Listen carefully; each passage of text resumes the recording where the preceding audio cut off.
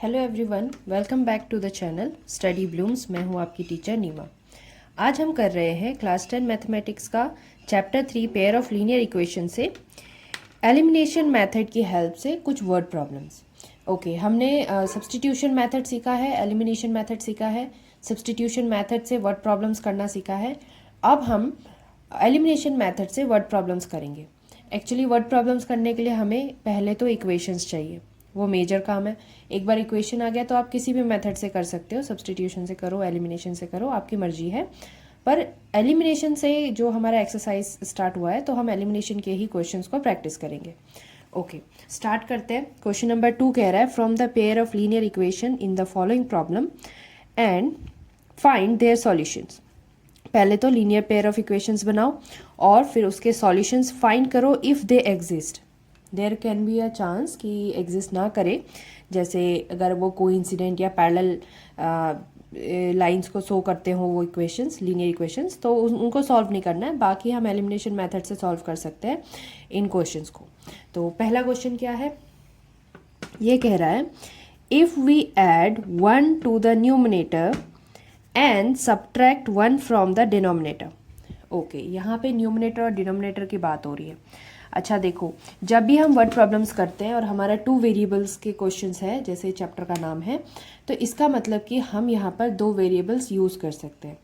तो अगर मैं न्यूमरेटर को x और डिनोमिनेटर को y ले लूँ तो ये एक्सप्रेशन हम लोग कर पाएंगे। ओके, अब कंडीशन क्या बोला कि हमने 1 को ऐड करना है न्यूमरेटर से और 1 सब्सट्रैक्ट करना है डिनोमिनेटर से। तो जो फ्रैक्शन था, मतलब जो ओरिजिनल फ्रैक्शन था, वो घट के 1 हो गया। It reduces to 1। 1 कम नहीं हुआ है, वो 1 हो गया है। And it becomes 1/2। दूसरा सिचुएशन ये बोला कि वो 1/2 होगा if we only add 1 to the denominator. अगर हम सिर्फ 1 डिनोमिनेटर में ऐड करेंगे तो जो हमारा फ्रैक्शन है वो 1/2 में कन्वर्ट हो जाएगा। तो अब आपसे पूछा है what is the fraction. Okay, fraction मतलब न्यूमरेटर अपॉन डिनोमिनेटर। तो पहले तो न्यूमरेटर और डिनोमिनेटर क्या होगा उसे हम एज्यूम कर लेते हैं और क्वेश्चन को स्टार्ट करते हैं। सो हम करेंगे let the numerator be x and the denominator be y।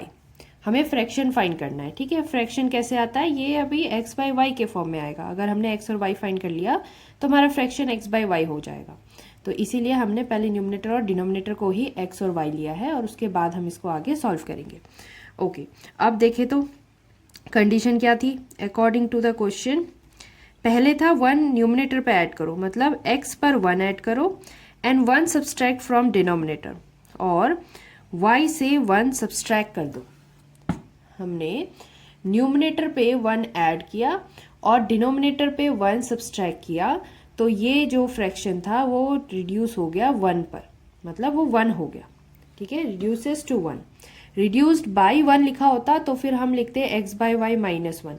इसने बोला रिड्यूस टू 1, मतलब घट के 1 हो गया, ठीक है। यहाँ पे बहुत कन्फ्यूजन होता है बच्चों को। कुछ बच्चे x बाई वाई माइनस 1 लिख देते हैं, वो गलत है।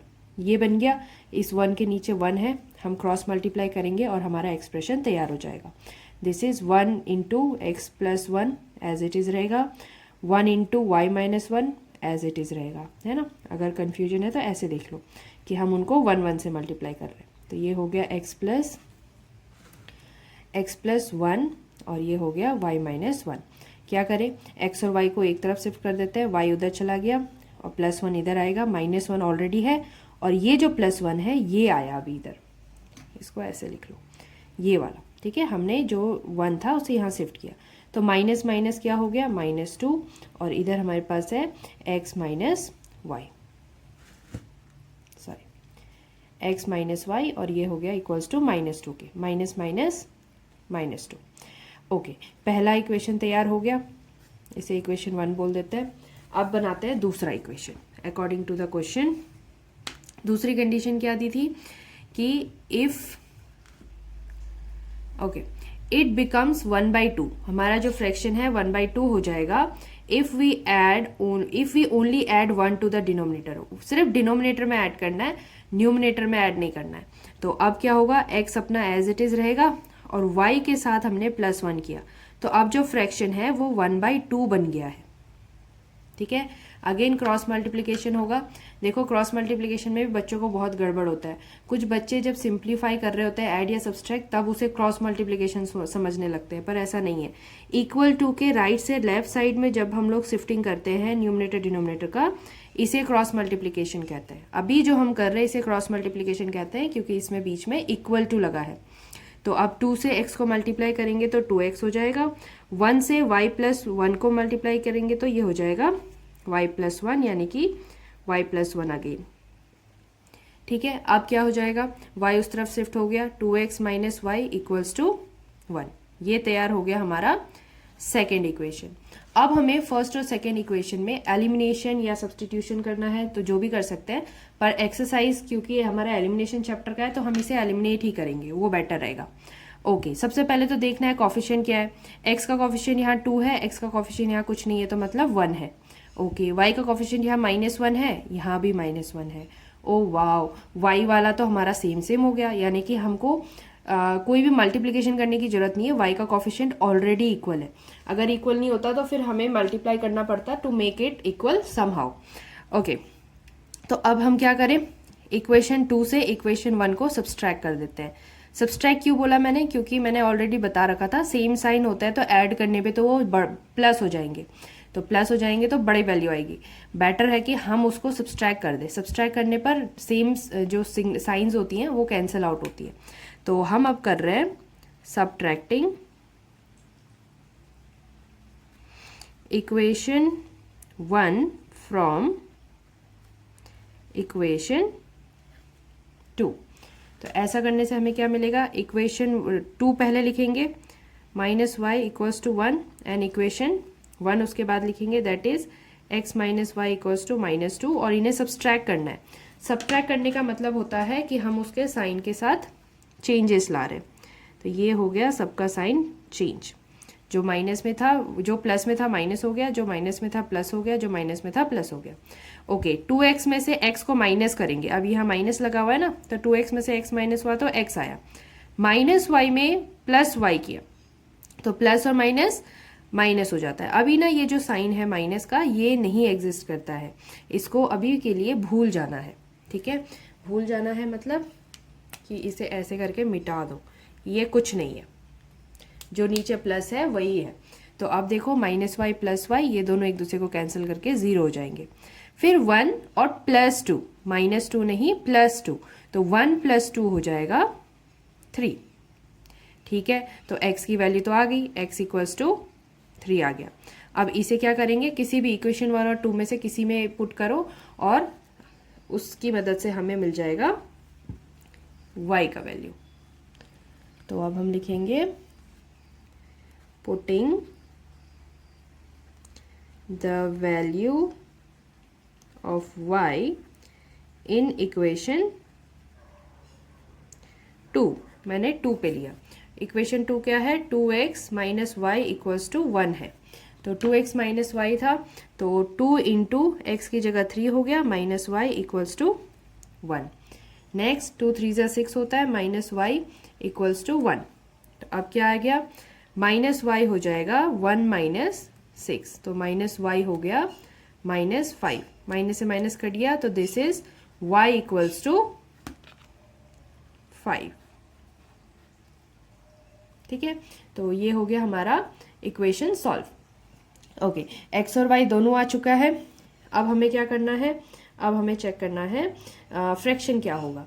ओके, यहाँ स्पेस नहीं बचा, तो अब मैं यहीं पे कर रही हूँ, पर आपको इसके बाद सॉल्व करना है। ठीक है, तो क्या लिखेंगे, एट द एंड जब हमें x और y मिल चुका है, तो अब हम लिखेंगे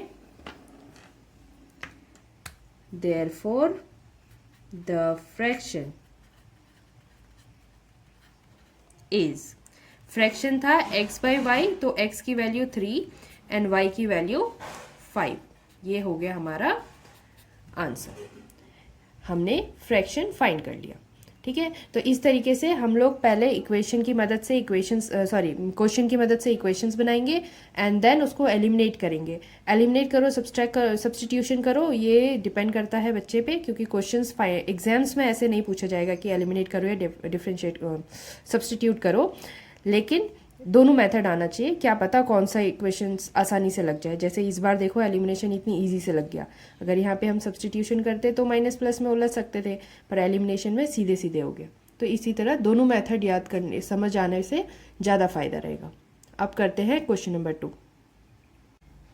नेक्स्ट क्वेश्चन नंबर 2 में बोल रहा है 5 years ago, ये एज के क्वेश्चन है, ठीक है, बड़ी ध्यान से इसे करना होता है। 5 years ago Noori was thrice as old as Sonu. Noori और सोनू के बारे में बात कर रहे हैं और कह रहे हैं कि जो नूरी थी वो सोनू से 3 times थी 5 साल पहले, मतलब बीते हुए समय में। एंड 10 years लेटर, आज से 10 साल बाद, Noori will be twice as old as Sonu. Noori Sonu से ट्वाइस होगी, मतलब 2 गुना होगी। तो पूछ रहे हैं कि how old are Noori and Sonu. तो नूरी और सोनू आज कितने साल के हैं। तो ऐसे क्वेश्चंस को कैसे करते हैं। सबसे पहले तो जो क्वेश्चन में एज पूछा है, प्रेजेंट एज, उसको हम वेरिएबल्स के रूप में ले लेंगे और फिर इक्वेशंस बनाने की कोशिश करेंगे। तो हम लिख लेंगे let the present age of Noori be x years and the present age of Sonu be y years. ठीक है, एक को हमने x ले लिया, एक को y ले लिया। उल्टा भी ले सकते थे, सोनू को x और नूरी को y भी ले सकते थे, उससे कोई फर्क नहीं पड़ता। ओके, अब आ जाते हैं क्वेश्चन में क्या क्या हमारे पास स्टेटमेंट है। तो अकॉर्डिंग टू द क्वेश्चन सबसे पहले तो 5 years ago की बात कर रहा है। अच्छा देखो, अगर इसको समझना है तो हम इसमें थोड़ा सा और एक ट्विस्ट तरीके से क्वेश्चंस को कर सकते हैं। जैसे मान लो ये नूरी का आज का एज है, ये सोनू का आज का एज है, ठीक है। 5 साल पहले यानी 5 years माइनस करेंगे। 5 साल पहले का मतलब है -5 years। तो उस समय नूरी कितनी एज की थी, x माइनस वाई थी, और उस समय सोनू कितना एज का था, y माइनस 5 था। तो इस एज के बारे में, मतलब आज से 5 साल पहले के एज के बारे में बताया जा रहा है कि उस समय नूरी जो थी वो 3 times थी सोनू के, ठीक है। और उसके बाद दूसरा केस बोला 10 years लेटर, मतलब आज से 10 साल बाद, Noori will be twice as old as Sonu. तो आज से 10 साल मतलब +10 करेंगे, तो अब हम पहुंच जाएंगे x + 10 पे। ये एज हो गया, और यहाँ पर हमारे पास y का 10 प्लस करेंगे तो y + 10, ये एज हो गया।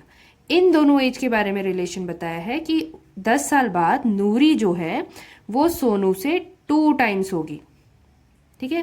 तो ये है हमारे 2 इक्वेशंस। तो इनको हमें करना है, पर पहले हमें अच्छे से लिखना पड़ेगा। ये तो हमने ऐसे फ्लो चार्ट की तरह कर दिया, लेकिन सारे स्टेटमेंट प्रॉपरली लिखने हैं। तो हम लिखेंगे 5 years ago age of Noori was, क्या था एज, नूरी का एज x - 5 था, और सोनू का एज y - 5। तो हम लिख देंगे age of Noori was x - 5 years and age of Sonu was y - 5 years, ठीक है। ये हो गया आज से 5 साल पहले का केस। ओके, अब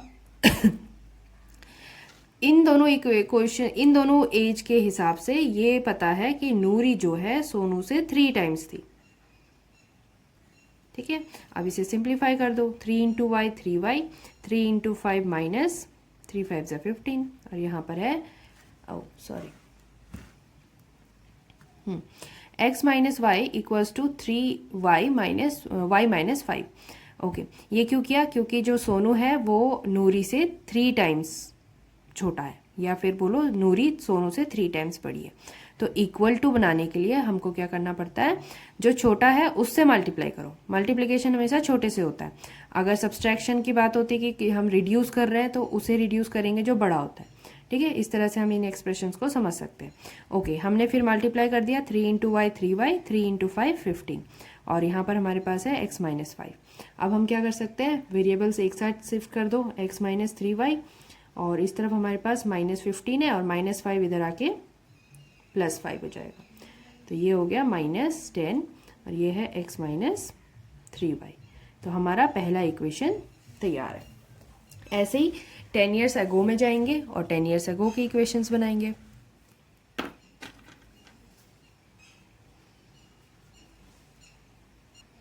टेन ईयर्स लेटर, नॉट एगो, हाँ। 10 years लेटर मतलब आज से 10 साल बाद। तो नूरी का एज विल बी, आज जो उसकी एज है उससे 10 प्लस, ठीक है। तो 10 प्लस करते हैं तो x प्लस 10 और y में 10 प्लस करेंगे तो y प्लस 10। तो नूरी की एज हो गई x प्लस 10 का ईयर्स एंड सोनू की एज हो गई y प्लस 10 ईयर्स। अब इक्वेशन पे आते हैं, कह रहे थे कि नूरी की एज जो है वो सोनू की एज से ट्वाइस हो जाएगी। तो हमारा एक्सप्रेशन बनेगा x plus 10 equals to 2 times of y plus 10।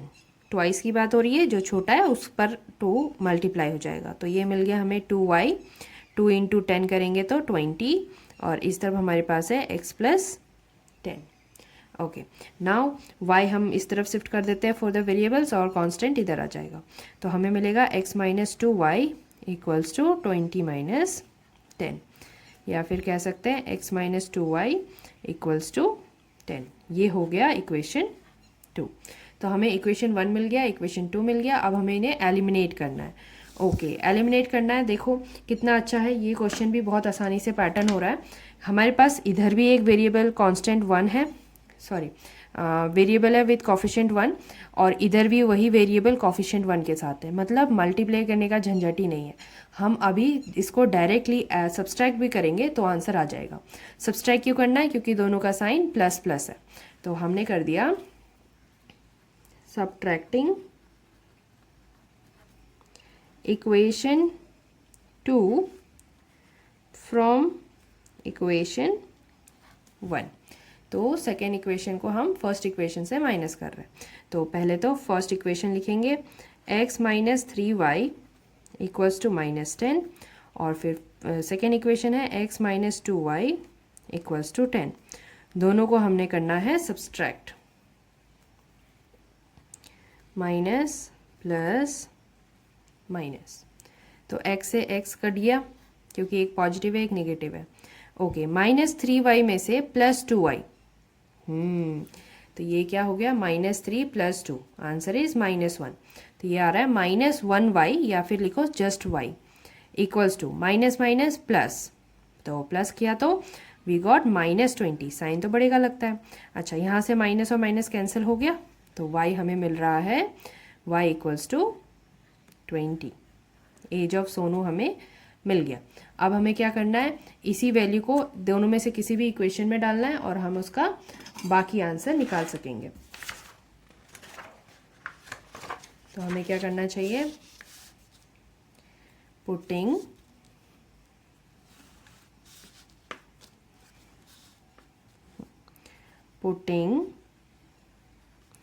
the value of x, sorry this is y ना, हमने y निकाला है तो हम डालेंगे putting the value of y in equation first. Equation 1 में डाल देते हैं। दिस इज इक्वेशन 1 हमारे सामने है।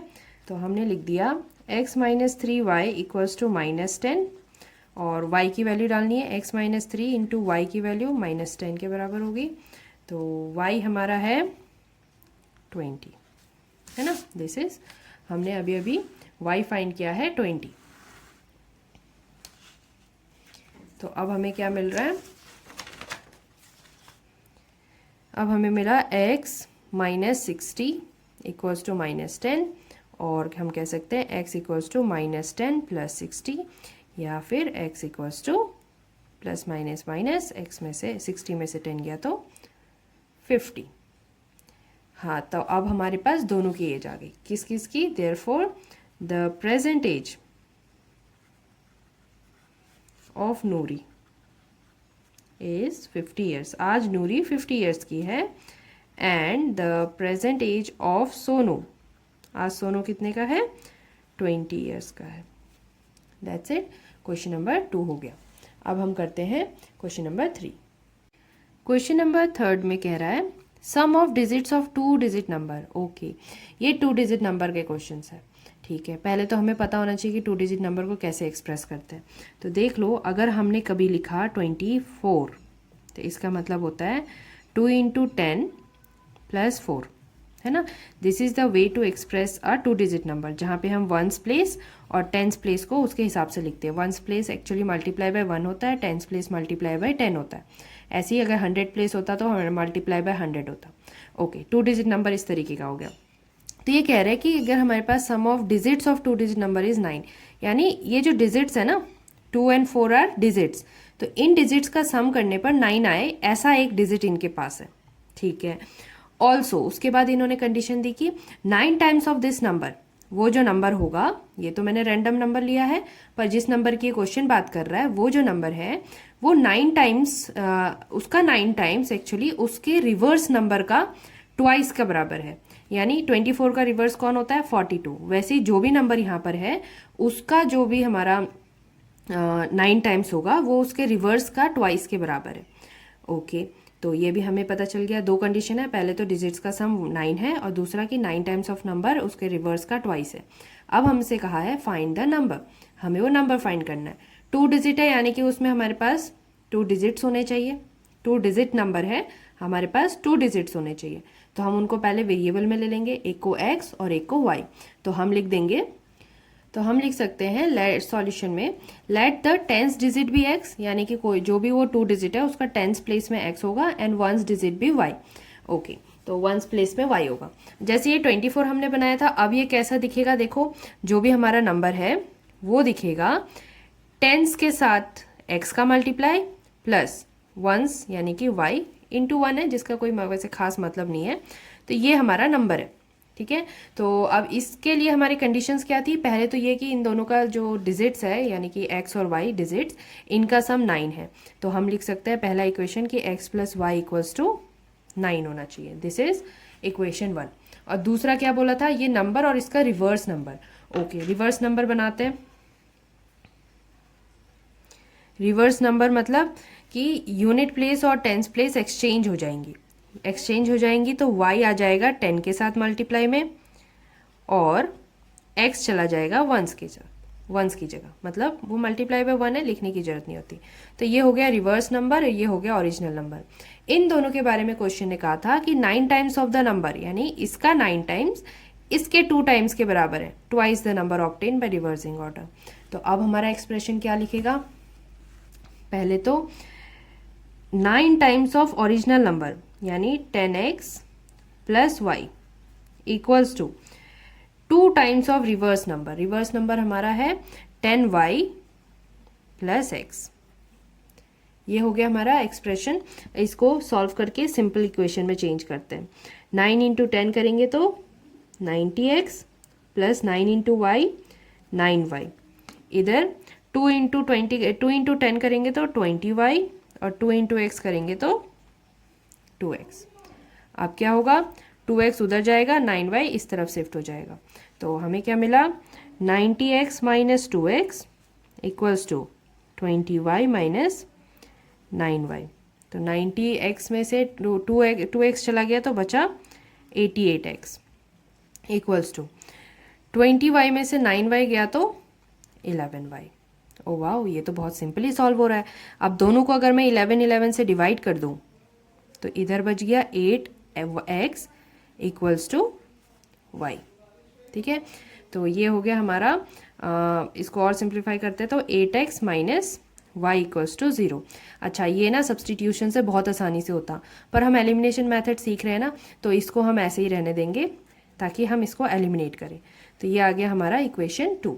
अच्छा, अब देखो कॉफिशिएंट्स मिला लो। यहाँ पर x का 1 है, यहाँ पर x का 8 है, यहाँ y 1 है, यहाँ पर y माइनस 1 है। तो एक माइनस में एक प्लस में, पर कॉफिशिएंट तो सेम है। तो इन दोनों पर अभी डायरेक्ट एलिमिनेशन लग जाएगा, मल्टीप्लिकेशन की इस बार भी जरूरत नहीं है। तो हम क्या कर सकते हैं? दोनों को ऐड करेंगे। अभी तक जो हमने क्वेश्चंस किए थे उसमें हम सब्सट्रैक्ट कर रहे थे। सब्सट्रैक्ट क्यों कर रहे थे? क्योंकि जो उनकी साइन थी वो सेम थी। सी, यहाँ पर हमारे पास जो दो इक्वेशन बने थे, y को माइनस में था, ये भी y माइनस में था, हियर y माइनस में था, ये भी y माइनस में था। तो इसलिए हमें उनको सब्सट्रैक्ट करना पड़ रहा था ताकि माइनस और माइनस ऑफ माइनस तब जा करके 0 हो जाए, है ना। ये सिचुएशन था। लेकिन अब क्या है, एक माइनस में है और एक प्लस में, तो हम इनको सीधे सीधे ऐड करेंगे और ये एडिशन में ही कैंसिल आउट हो जाएगा। तो हमने कर दिया एडिंग इक्वेशन 1 एंड इक्वेशन 2। तो हमारा इक्वेशन 1 है x plus y equals to 9, equation 2 है 8x minus y equals to 0।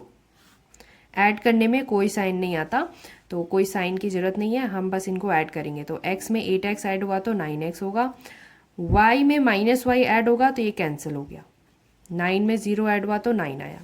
तो इसी तरह से x हमारे पास आया 9 डिवाइडेड बाई 9, यानी कि x हमको मिल गया 1। एक बार x मिल गया तो अब हम y निकाल सकते हैं। तो हमने डाला putting the value of x in equation 1।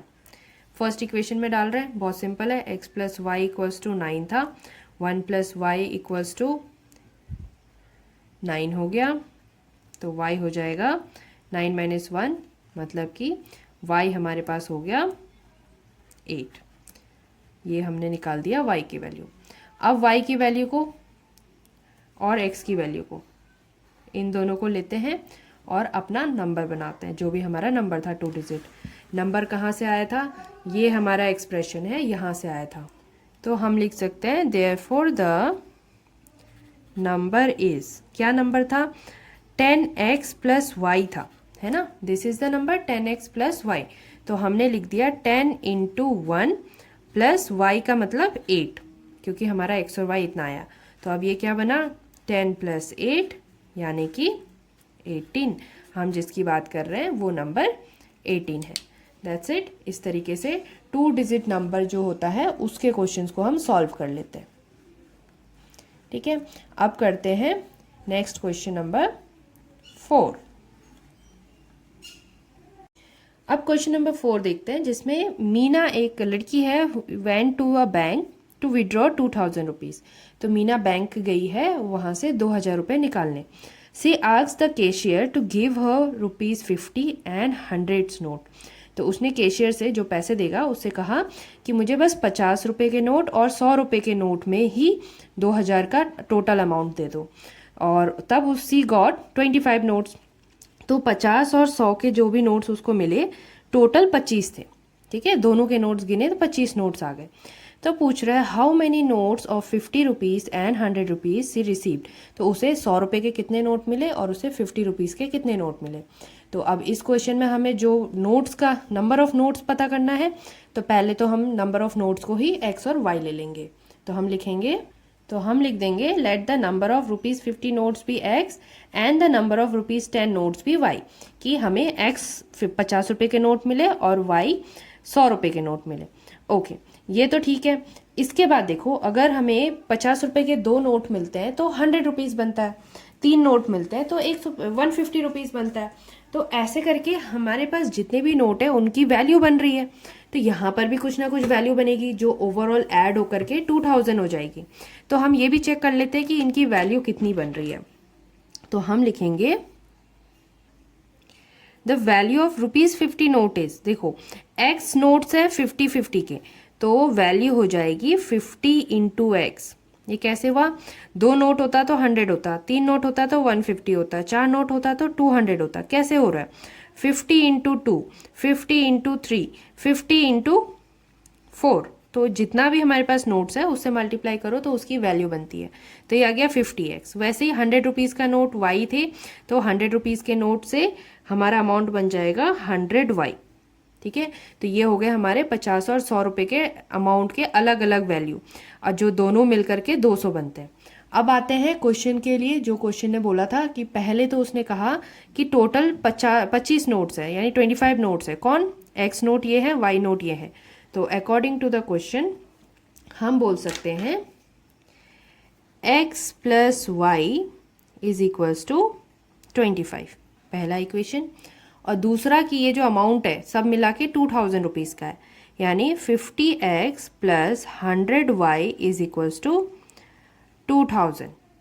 Okay, ये जो सेकेंड इक्वेशन है ना, ये अभी और सिंप्लीफाई होगा। मुझे यहाँ पे कॉमन दिख रहे हैं, अगर मैं सबको 50 से डिवाइड कर दूँ, लेफ्ट साइड भी और राइट साइड भी, तो 50 से 50 डिवाइड हुआ x बचा, 50 से 100 डिवाइड हुआ तो 2y, एंड 50 से 200 डिवाइड होगा तो 40। ये हो गया हमारा इक्वेशन 2। तो अब इक्वेशन 1 और इक्वेशन 2 को देखो और इसे एलिमिनेट करना है। अगेन देखो कितनी आसानी से हमारे पास यहाँ कॉफिशिएंट 1 है, यहाँ कॉफिशिएंट 1 है, और दोनों का साइन सेम है, यानी कि अगर हम सब्सट्रैक्ट करेंगे तो यहीं पे क्वेश्चन सॉल्व हो जाएगा। तो हम करते हैं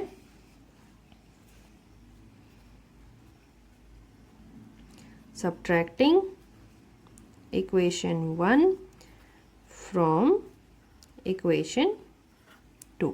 तो इक्वेशन 2 से इक्वेशन 1 को माइनस करना है। इक्वेशन 2 लिख देती हूँ, x plus 2y equals to 40 and x plus y equals to 25। तो सब्सट्रैक्ट करने के लिए minus sign minus sign minus sign, तीनों में माइनस का साइन चेंज होगा। ये x प्लस में x माइनस में कैंसिल हो गया। 2y प्लस में है y माइनस में, इस साइन को अब नहीं देखना, इसे तो भूल ही जाओ, एकदम ही भूल जाओ। तो फिर प्लस और माइनस माइनस, तो 2y में से एक y गया तो जस्ट y बचेगा एंड 40 में से 25 गया तो हमें मिलेगा 35 15 y आ गया। y के बाद अब नेक्स्ट जो हमें फाइंड करना है x, क्या करें, पहले इक्वेशन में पुट कर देते हैं, फटाक से x आ जाएगा। तो हम लिखेंगे putting the value of y in equation 1। तो इक्वेशन 1 में डालने के लिए x plus y equals to 25, तो x हमें पता नहीं है, y हमारे पास 15 है, इक्वल्स टू 25 हो गया। तो x हो जाएगा 25 minus 15 and that is 10 notes. तो इस तरह से हमें पता चल गया कि 100 रुपीज़ के 10 नोट्स मिले उसे और 50 रुपीज़ के 15 नोट्स मिले। तो हम लिख देंगे therefore the number of rupees 50 notes is 15 and the number of rupees 100 notes is 10। That's it। इसके साथ क्वेश्चन नंबर 4 हो गया।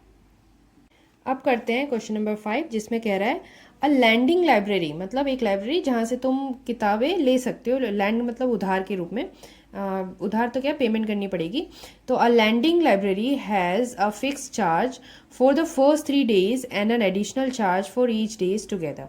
तो उनका सीन क्या है कि लाइब्रेरी में अगर आप जाते हो बुक्स लेने तो फर्स्ट 3 days का तो फिक्स चार्ज है, मतलब आप 1 day के लिए लोगे तो भी उतना पे करोगे, 2 days के लिए लोगे तो भी उतना, और 3 days के लिए लोगे तो भी उतना। उसके बाद भी अगर आपको एडिशनल चाहिए तो उसके चार्जेस ईच डेज के अलग है। ओके, अब सरिता का केस आता है। सरिता ने 27 रुपीज़ दिया एक बुक लेने के लिए जो 7 days के लिए उसने अपने पास रखा, है ना, केप्ट फॉर 7 days, 27 रुपीज़।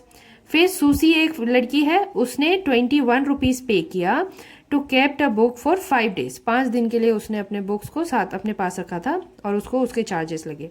तो अब पूछ रहा है कि बताओ ये फिक्स चार्ज कितना है और charge for each extra days कितना है। ओके, सबसे पहले तो जो भी हमें पूछा है उसको हम लोग ले लेंगे वेरिएबल्स में। तो हम लिखेंगे, तो अभी इसने बोला let the fix charge be x, तो सबसे पहले तो जो फर्स्ट 3 days के चार्जेस होंगे उसको एक्स ले लिया, और उसके बाद जो एक्स्ट्रा डेज होंगे मतलब 3 दिन के बाद के जो दिन होंगे उनके लिए वाई। अच्छा, सरिता ने 7 days के लिए रखा था। 7 days को अगर हम फिक्स्ड और एक्स्ट्रा डेज में तोड़ दें तो पहले 3 day के लिए तो x रुपीज़ हो गया, और बाकी के जो 4 days है, 4 days के लिए y rupees for each day, मतलब 4 into y होगा। हर दिन y rupees y rupees y rupees y rupees पे करना है। वैसे ही फिर जो सुशी है उसने 5 दिन के लिए लिया, तो 5 दिन के हम फ्रैक्शंस कर लेते हैं। पहले 3 days के लिए तो उसने x रुपीज़ पे किया, only x rupees, x times नहीं, हाँ 3 into x नहीं, x रुपीज़। ये फिक्स्ड है कि आप 1 day के लिए रखोगे तो भी इतने पैसे देने ही पड़ेंगे, 3 days के लिए रखोगे तो भी देने पड़ेंगे, और साथ में बच गए 2 दिन, तो 2 दिन के लिए y रुपीज़ करके, यानी कि y into 2 रुपीज़ उसने चार्ज किया। ठीक है, तो ये हमारा सेटअप है। तो अब हमें पता है कि जब सरिता ने बुक्स लिए थे तो उसने x रुपीज़ फिक्स चार्ज पे किया और 4 days के लिए y रुपीज़ पे किया, एंड लास्ट में सी हैज़ टू पे टोटल 27 रुपीज़। और ऐसे ही सुशी का केस देखेंगे, दिस इज इक्वेशन 1। सुशी के केस में क्या हुआ, x रुपीज़ उसका फिक्स चार्ज था और 2 एक्स्ट्रा डेज के लिए उसने y रुपीज़ पे किया, तो ये हो गया उसका 21 रुपीज़, इक्वेशन 2। तो इक्वेशन 1 इक्वेशन 2 आ गया। अब हमें इसे करना है एलिमिनेशन। अगेन फिर से बहुत अच्छा केस बन गया कि x का कोफिशिएंट 1 है, x का कोफिशिएंट यहाँ भी 1 है, दोनों की साइन सेम है, तो हम कर लेंगे सब्सट्रैक्शन। सब्सट्रैक्शन करने से सब्सट्रैक्टिंग 2 फ्रॉम 1 करने से हमें मिलेगा x plus 4y equals to 27, पहला एक्सप्रेशन, और फिर साथ में ही x plus 2y equals to 21 and sign में चेंज आएगा। फ्रॉम के बाद जो होता है उसे हम ऊपर लिखते हैं, फ्रॉम से पहले जो होता है उसे नीचे लिखते हैं। तो this is minus, this is minus, this is minus, सब में माइनस लग गया। अब देखो x और x जो है कैंसिल हो गए क्योंकि एक प्लस था एक माइनस था, 0 हो गया। 4y में से 2y माइनस होगा, ये साइन अब नहीं देखना, अब ये साइन देखना है। तो 4y में से 2y जाएगा तो हमें मिलेगा 2y। एंड 27 में से माइनस 21, तो 27 में से 21 माइनस होगा तो हमें मिलेगा 6। तो इस तरह से हमको मिल गया y equals to 6 divided by 2, यानी कि y इक्वल्स टू हो गया 3। y आ गया। अब इक्वेशन में किसी भी एक इक्वेशन में डालो और x निकाल लो। हम डाल रहे हैं इक्वेशन 2 में। Putting the value of y in equation 2। तो जब इक्वेशन 2 में हम इस वैल्यू को डालेंगे तो हमें क्या मिल रहा है, x plus 2y equals to 21 था, x प्लस 2 इंटू वाई की वैल्यू डालनी है इक्वल्स टू 21, y है हमारा 3। तो अब हमें क्या मिला, x प्लस 3 2 ज़ा 6 equals to 21, sorry x plus 6 3 2 ज़ा 6 इक्वल्स टू 21। तो अब क्या करेंगे, 6 को इस तरफ सब्सट्रैक्ट कर लेंगे तो हमारे पास है x equals to 21 minus 6। 21 minus 6 मतलब 1 और 15। तो ये आ गया x, वो आ गया y। तो अब हमें पता है कि फिक्स चार्ज हमारा x रुपीज़ यानी कि 15 रुपीज़ है, और जो चार्ज पर एक्स्ट्रा डेज था वो हमारा 3 रुपीज़ है। तो हम क्या लिख सकते हैं लास्ट में, therefore the fixed charge is ₹3 and 15, x की वैल्यू फिक्स चार्ज है ना, and the extra charge for each day, the charge for extra day, each extra days, ये हो गया ₹3। That's it. इस तरह से हमारा क्वेश्चन नंबर 5 भी हो गया। तो अब हमने एक्सरसाइज 3.3 कर लिया है। नेक्स्ट हम मिलते हैं अगले एक्सरसाइज के साथ।